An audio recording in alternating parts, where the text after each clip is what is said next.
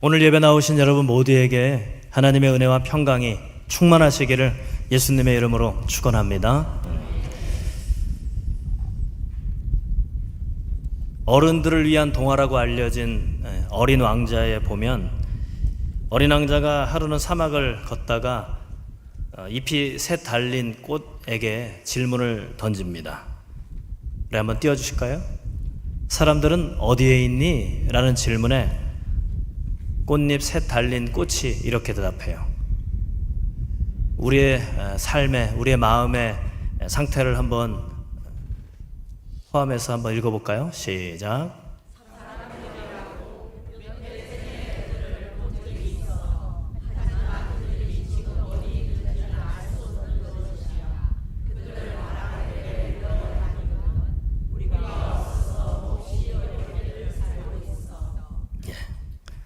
부평초, 물 위에 떠있는,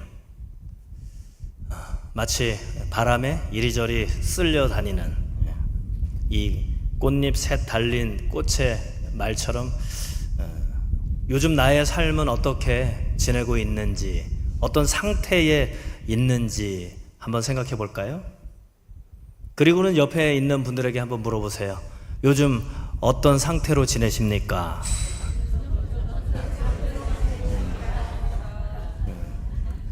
첫 번째는 바람에 쓸려 가시나요?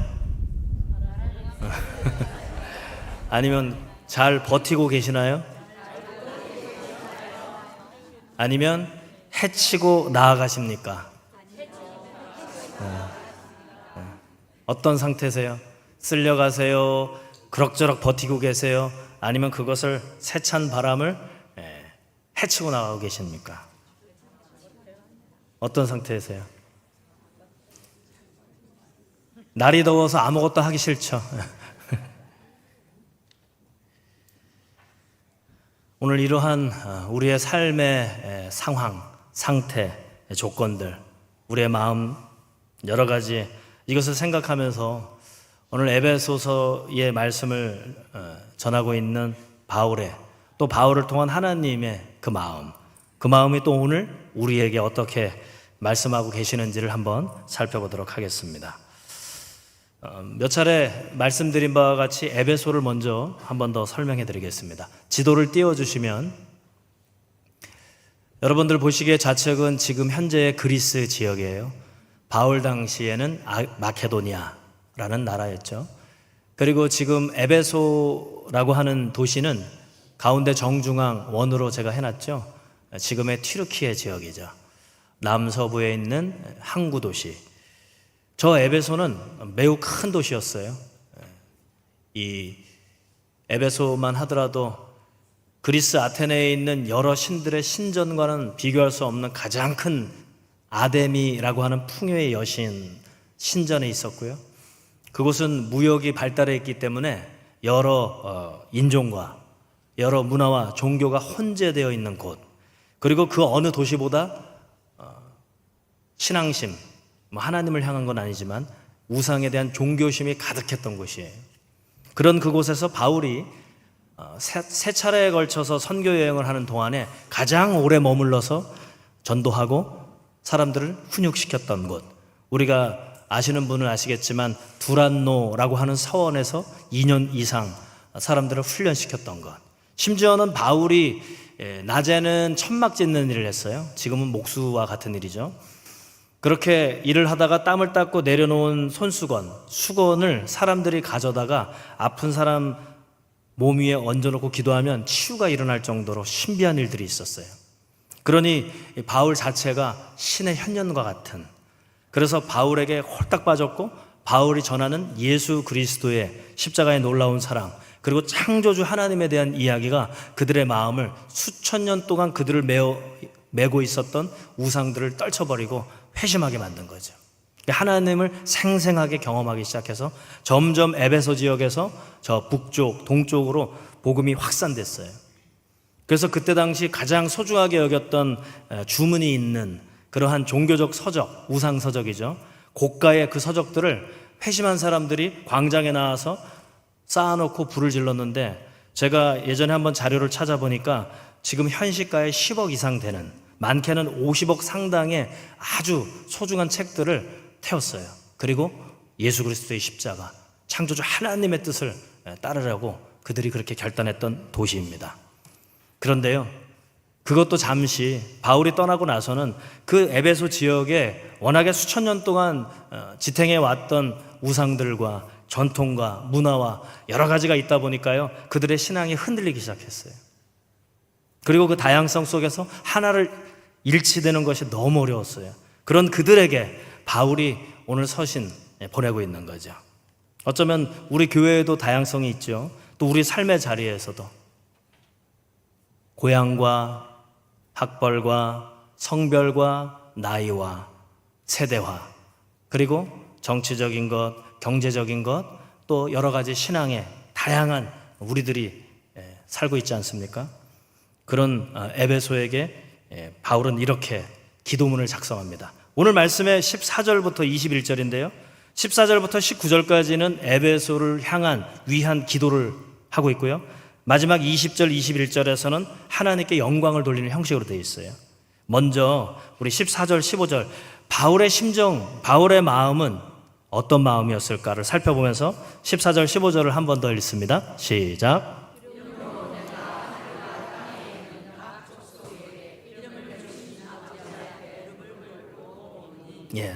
잠깐 멈춰주세요.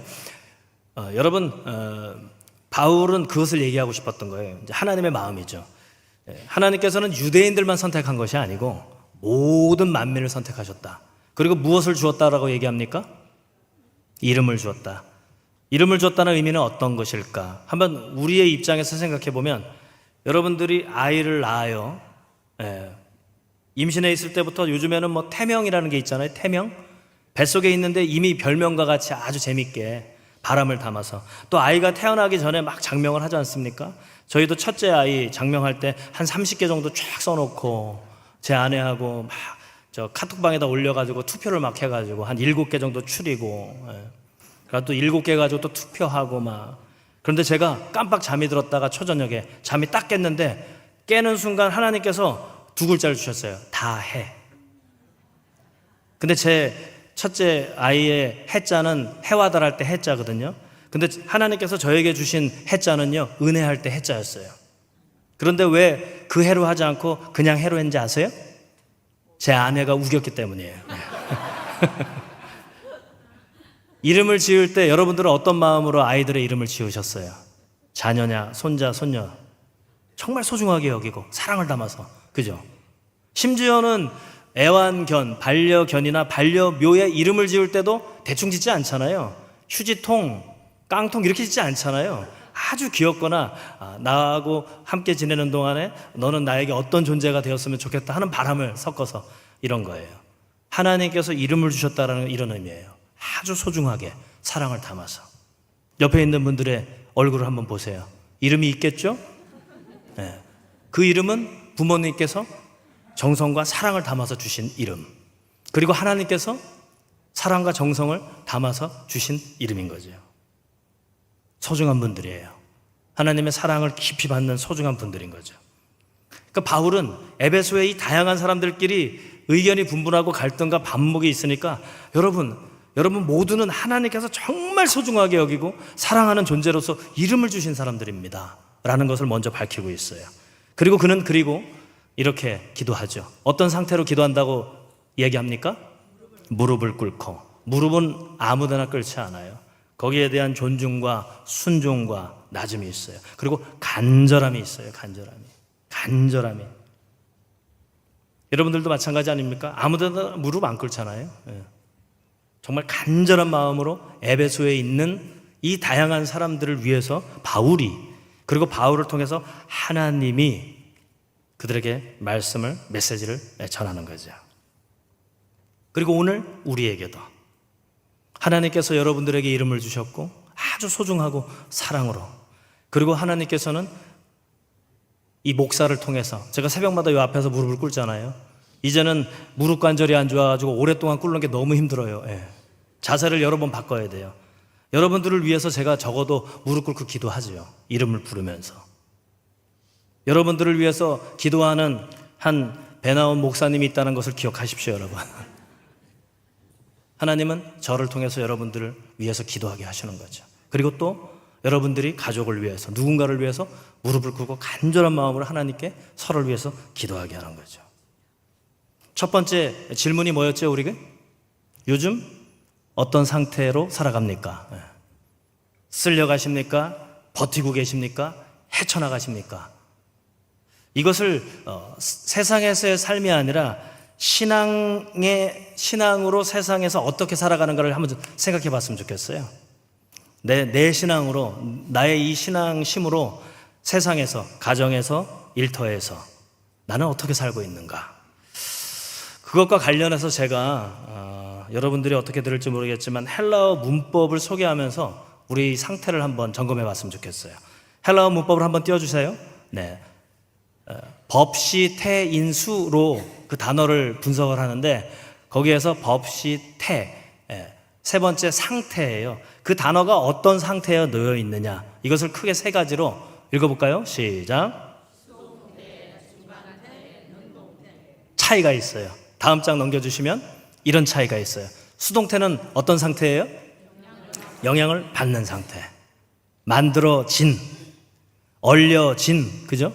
외부의 영향으로 내가 상태를, 영향을 받았다는 거죠. 또 하나는 중간태. 어떤 뜻입니까? 예, 영향을 받기도 하고 주기도 하고, 또 주기도 하고 받기도 하고, 이제 소통이죠. 그리고 세 번째 능동태. 어떤 상태라고요? 예, 이제 내가 누군가에게 영향을 주는 상태죠. 쓸려가십니까? 버티고 계십니까? 헤쳐나가십니까? 라는 삶의 상태를 얘기했다면 나의 신앙은 계속해서 영향을 받아야 하는 상태입니까? 아니면 받으면서도 그렇게 보답하면서 주고받는 상태입니까? 아니면 이제는 충만해서 누군가를 위해서 계속해서 영향을 주는 상태입니까? 어떤 상태세요? 잘 모르겠어요? 바울은 어떤 상태였을까요? 오늘 이 말씀을 전하면서 바울은 수동태였을까요? 중간태였을까요? 능동태였을까요? 네, 능동태였겠죠. 네. 그래서 바울이 그 능동태에 영향을 주고 싶은 마음, 근데 그 영향은 자신의 의지와 노력, 마음이 아니고요, 자신에게 충만하게 역사하시는 그리스도 예수를 통한 하나님의 사랑, 성령의 능력으로 그것이 차고 넘쳐서 능동태로 이렇게 서신을 쓰는 거죠. 그것이 이어지는 우리 16절부터 19절까지 간절한 기도 한번 읽어볼까요? 시작.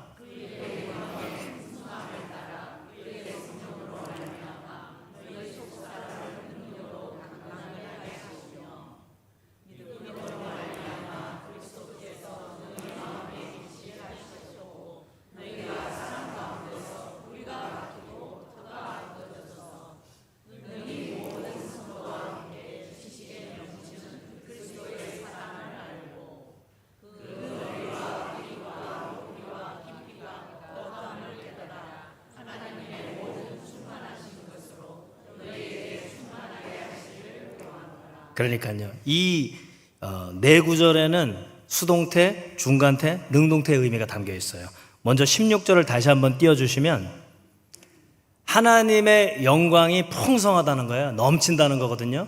그래서 무엇이 우리가 무엇을 받아야 된다고 얘기합니까? 16절에서 성령을 받을 때 무엇이 변화된다고요? 속사람이 변화돼요. 속사람. 예. 우리가 이제 자칫 신앙생활을 오해할 수 있는데요. 나는 1년에 꼭 일독을 하리라 하고 어떨 때는 참 은혜가 될 때도 있고요. 매일 범위를 정하고 어떨 때는 바쁘고 힘들 때 형식적으로 읽고요. 그래도 나는 일독을 했어 라고 하는 말씀을 읽는 데만, 이 겉모습에만 치중하면요, 그 성경 읽기는 나의 속사람을 변화시키지 않고 나의 겉사람을, 사람들로부터의 인정, 나는 그래도 일독하는 사람이야 라고 하는 겉모습에 치중한단 말이죠. 그러나 성령께서 우리 안에 들어오시면 우리는 겉모습이 변화되는 것이 아니고 속사람이 변화되는 것처럼 이 말씀을 읽을 때 이 말씀 속에 역사하시는 하나님, 말씀 속에 활동하시는 예수님, 말씀 속에 운행하시고 바꾸시는 성령님을 만날 때 속사람이 변화되는 거예요. 비단 말씀뿐만 아니라 기도도 마찬가지죠. 몇 시간을 하던 상관이 없어요. 내 생각 안에, 내 뜻 안에만 갇혀 있으면, 내 안에 성령께서 운행하시지 않으면 나는 속사람이 변화되지 않아요. 그냥 나는 다른 사람들보다 새벽 기도에 꼭 나오는 사람, 나는 누구보다 꼭 무슨 일이 있어도 30분, 1시간, 2시간 기도하는 사람, 내 의의가 커지는 거죠. 이 겉모습 위험하죠. 그래서 성령께서 우리 안에 오실 때 우리의 속사람이 변화되면서, 우리의 속사람이 변화되니까요, 그다음부터는 처음에는 영향을 받죠. 영향을 그렇게 받아야 돼요. 그리고 그것이 속사람을 능력으로 강건하게 성장하고 성숙의 단계로 나아가야 되는 거죠. 그리고 17절을 한번 넘겨주시겠어요? 그래서 이제 느껴지니까 이 믿음이 생기는 거예요. 아, 그렇게 하면 될 것 같은 믿음이 생기는 거예요. 그때 정말 중요한 것이 자리 잡는데, 그것이 바로 사랑이에요. 사랑. 여러분, 우리 성령을 받을 때 9가지 열매, 첫 번째 뭐였습니까? 그렇죠. 9가지 열매 기억하십니까? 시작.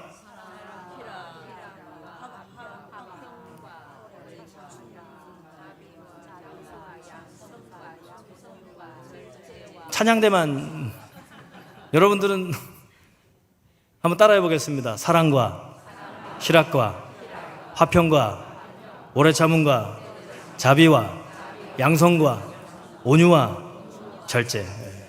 9가지 열매. 성령을 받으면 우리 안에서 그게 이제 영향을 받으면서 열매를 맺어 주신다는 거예요. 첫 번째가 사랑이에요. 사랑. 나를 정말 사랑하시는 하나님을 만나는 거예요. 십자가만 봐도 사랑에 그냥 전율이 오는 거예요. 감동이 되고. 그런데 그것이 왜 중요하냐면, 과거로부터 나를 지금까지 나를 괴롭히고 있는 상처, 아픔, 그것으로 인한 열등감, 시기심, 불만족스러움, 불행, 어두움, 이런 어두운 것들을 밝게 만들어주는 거예요. 치유가 일어나는 거죠. 회복이 되는 거죠. 원래 이 세상에 하나님께서 우리를 보내실 때의 그 상태, 그것을 하나님의 형상이라고 회복하게 되는 거죠. 그럴 때 우리 17절의 말씀처럼, 17절입니다. 예. 그 사랑이 내 안에 깊숙하게 들어와서 뿌리가 단단하게 박히는 것처럼 아주 단단한 상태가 되는 거죠. 어떠한 바람이 와도 어떻게 할 수 있어요? 흔들리지 않는, 이 광고 모르시나요? 흔들리지 않는 편안함. 예. 어떠한 상황이 있어도 평안을 유지하는 거죠. 버티게 되는 거죠. 버틸 힘을 주시는 거예요. 그리고 18절로 넘어가면요, 어떤 걸 주시냐면, 그 사랑은 무엇을 뛰어넘는다고 이야기합니까? 지식에 넘치는. 뭐냐면, 우리가 경험하고 우리가 배운 인식 세계, 상식, 지식을 그걸 뛰어넘는, 초월하는 무엇을 알게 된다고요? 그리스도의 사랑을 알게 하시는 거예요. 부부끼리 제대로 받지 못했던, 또는 가정에서나, 또는 일터에서나, 또는 내가 살아가는 인생의 여정 가운데 정말 불만족스럽고 어려웠던 그런 모든 것들을 다 채우시고, 그런 모든 것들을 다 상쇄시키는 그리스도의 사랑. 정말 우리가 계산할 수도 없고 상상할 수도 없고 예상할 수 없는 아주 넘치는 그 사랑, 그것을 알게 되는 거죠. 그리고 19절. 그런데 그것이 굉장히 입체적인 단어로 써져 있어요. 뭡니까? 너비. 얼마나 넓은지 느껴진다는 거예요. 삶의 자리에서 생생하게.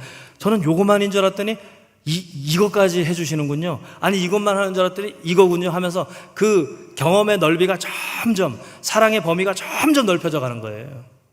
그리고 그것이 잠깐이 아니라, 점처럼 끝나는 것이 아니라 계속해서 이어지는 것을, 이미 오래전 창세전부터 나를 향하신 하나님의 사랑이, 그리스도의 사랑이 이어져 왔다는 그 길이에 감복하는 거죠. 그리고 어느 것과 비교할 수 없는 정말로 고귀하고 높은 최고의 사랑으로 그 깊이를, 이제 그것이 깊이가 되는 거죠. 넓이와 길이와 높이가 그게 깊이가 되는 거죠. 그것을 알게 된다는 거예요. 우리 옆에 있는 분들에게 이렇게 얘기하겠습니다. 당신과 나도 당신을 향하신 그리스도의 사랑이 얼마나 넓은지, 얼마나 긴지, 얼마나 높은지, 얼마나 깊은지 아시길 바랍니다. 느끼시길 바랍니다. 누리시길 바랍니다. 처음에는 수동태죠. 계속해서 영향을 받아야 돼. 여러분, 영향을 받으세요. 말씀과 기도 가운데 읽는 거에 치중하지 마시고, 그냥 무릎 꿇고 기도하는 거에 치중하지 마시고, 그 시간을 통해서 계속해서 공급받으셔야 돼요. 영향을 받으셔야 돼요. 그럴 때 그제서야 이렇게 놀라우셨군요 하면서 반응하기 시작하는 거죠. 중간태로 전환되는 거죠. 그러면 그것들이 계속해서 경험이 이어지면 충만해진다는 거예요. 넘친다는 거예요. 그럴 때 우리는 능동태, 이제 영향을 주기 시작하는 거예요. 영향을. 찬양대가 한 주 동안 수동태, 하나님으로부터 공급 충분히 받는다면 이 찬양은 하나님께도 기쁨이지만 함께 듣는 우리 성도에게도 큰 기쁨과 감동과 위로와 회복과 치유를 주는 거예요.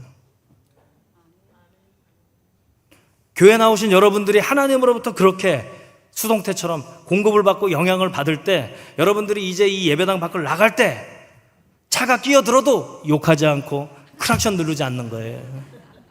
집에 갔는데 하라는 거 안 하고 딴짓하고 있는 자녀들한테 언성 높이지 않는 거예요. 일터에 갔을 때 충만한 상태면 그 영향을 받은 것을 나눌 수 있는 거죠.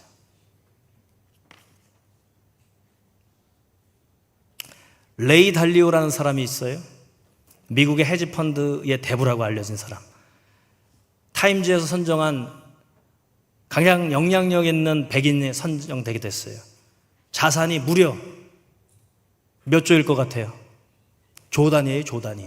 20조나 있대요, 20조. 대단한 사람이죠. 최고의 성공. 그런데 그가 책을 썼는데, 이 원칙이라는 책을 썼어요. 그 책을 통해서 자신의 삶을 이렇게 고백하고 있어요. 읽어볼까요? 시작.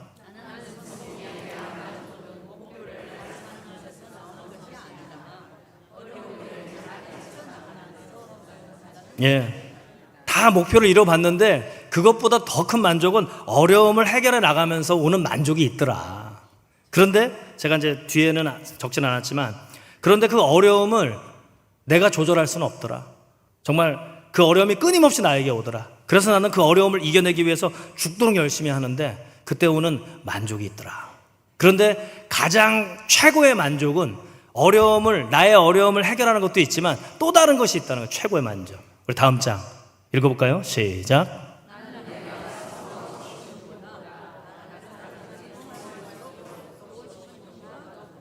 예. 나의 성공도 이뤄봤고 어려움을 극복해내는 만족과 쾌감이 있지만 그 무엇보다도 가장 큰 만족은 다른 사람들의 성공을 도울 때, 내가 수동태일 때도 좋았고 능동태일 때도 좋았지만 가장 좋은 것은 중간태일 때 좋았지만 가장 좋은 것은 능동태. 나에게 있는 것을 다른 사람들의 성공을 위해서 도울 때 그것이 정말 최고의 만족이더라, 행복이더라, 보람이더라, 이렇게 이야기를 합니다. 여러분들도 그렇게 되기를 바랍니다. 그러기 위해서는 여러분 가장 먼저 중요한 것은 받으셔야 돼요. 세상으로부터가 아니라 하나님으로부터 받아야 돼요. 성령으로 받아야 돼요. 권능을 받고 지혜를 받고 그 사랑이 정말 내가 계산할 수 없고 예상할 수 없고 상상할 수 없는 정말 지식에 넘치는 이해할 수 없는 놀라운 사랑을 거기부터 시작돼야죠. 그러면서 이제 바울이 그것을 경험한 거잖아요. 바울은 변두리 사람이었어요. 정통 유대인이 아니었어요. 길리게아 다소라고 해서 지금의 튀르키예 지역 동부에 거기에 교포 아들이었어요. 그랬던 그가 한 중학교 정도라고 학자들은 얘기합니다. 중고등학교 시절에 이제 이스라엘 지역으로 와서 가말리엘이라고 하는 최고의 율법 스승의 밑에서 배웠어요. 누구보다 열심히 했습니다. 그런데 그는 정통 유대인이 아니죠. 그래서 그가 그 열등감을 극복하기 위해서 남들이 하지 않는 걸 했어요. 이방 땅의 그리스도인들을 체포하러 다녔단 말이죠. 그걸 극복하기 위해서. 변두리에서 중심부로 오고 싶었던 거죠. 그런데 그 격렬한 그때 다메섹이라고 하는 이방 도시에서 주님께서 그를 만나 주신 거예요. 그의 그 누구보다 뛰어난 열정과 그 열의를 이제 자신을 위해서 쓰는 것이 아니라 하나님을 위해서, 예수 그리스도의 십자가의 사랑을 전하는데 쓸 수 있도록 그에게 사랑을 무지하게 부어주시는 거예요. 그때부터 그가 깨닫고 바뀌고 수동태에서 중간태로, 그 다음에 능동태로, 결국 이 에베소서의 이 기도를 그 먼 땅에 있는 그들을 위해서, 그리고 2000년 후에 우리에게까지도 그것이 생생하게 전달될 수 있도록 쓰이게 된 거죠. 그래서 바울은 오늘 20절, 21절에서 하나님께 이렇게 영광을 돌립니다. 20절, 21절 읽어볼까요? 세 번역으로 제가 준비했어요. 시작.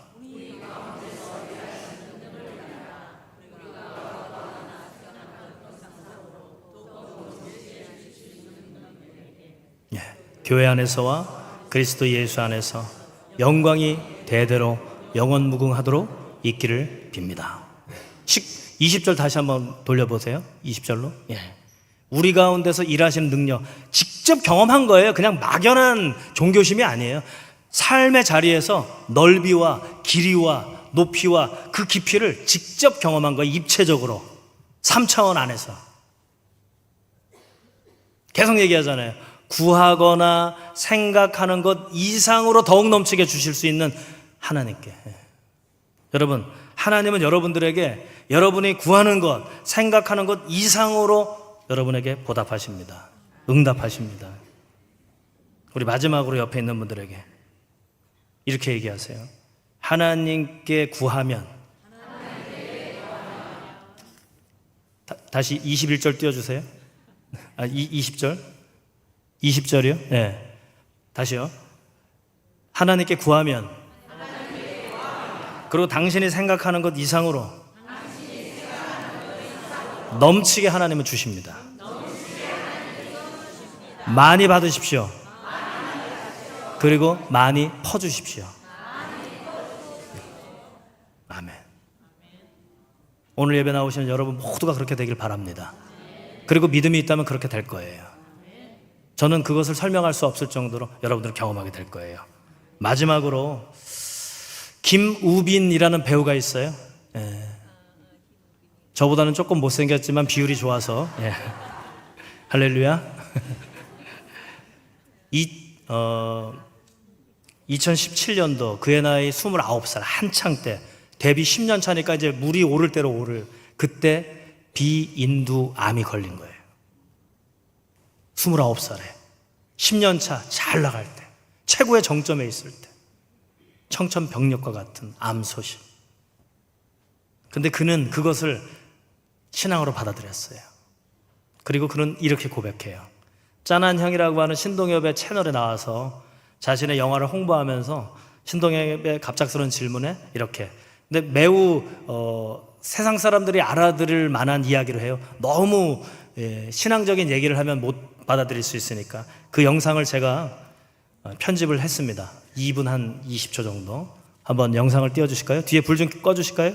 네. 네. 앞에를, 여기를 꺼주세요. 여기를. 네. 자, 영상 준비됐으면 음향과 함께 비디오 스타트.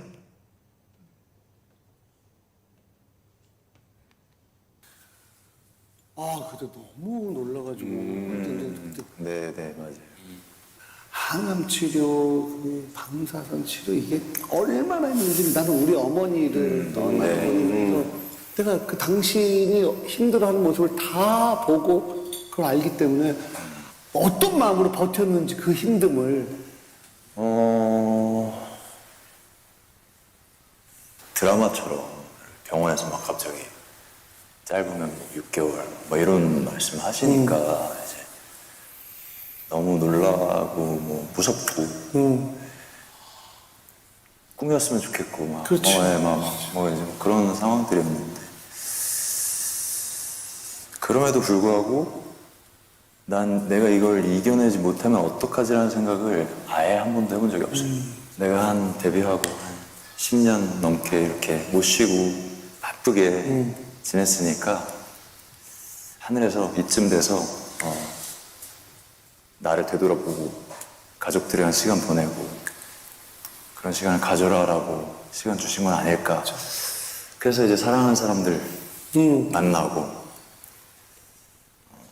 네, 그리고 이제 치료는 뭐 몸이 힘든 건 다 똑같은 거니까. 근데 이제 그때 지금도 그렇게 믿고 있는 건 뭐냐면, 제가 이제 그냥 단순히 이제 얼굴이 알려졌다는 그 이유만으로 너무 많은 분들이 응원해 주시고 막 기도해 주시고, 그런 게 저는 그 힘이 진짜 있다고 믿거든요. 네.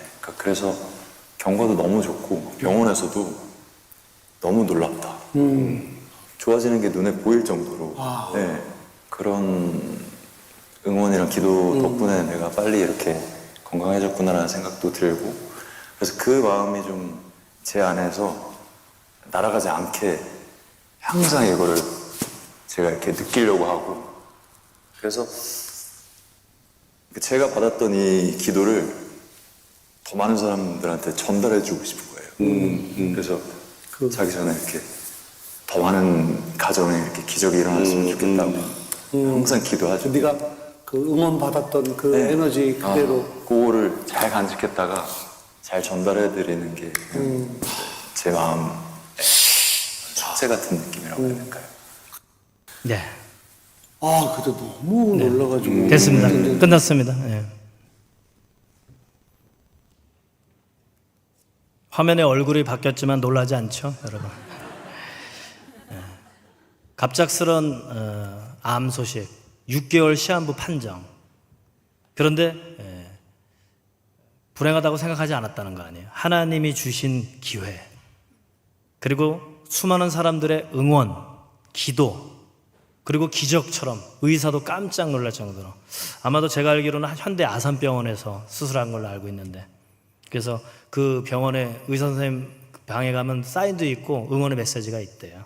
그리고 수십억을 기부하고 있고. 그래서 저는 어느 대목에서 감동이 되었냐면, 그 받은 것을 날아가지 않고 지키고 싶어서 뭘 한다는 거예요?